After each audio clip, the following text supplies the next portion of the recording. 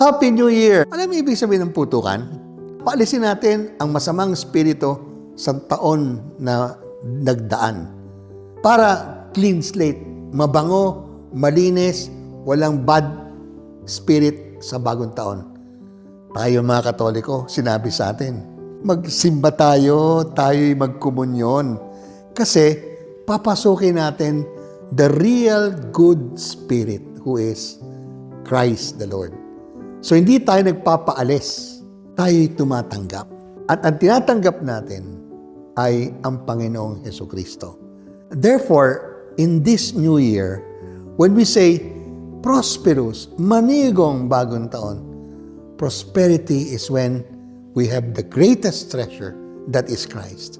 Now, holding that treasure that is Jesus in our Eucharist today, in communion, tayo po maging kanyang kinatawan sa 2026 na to.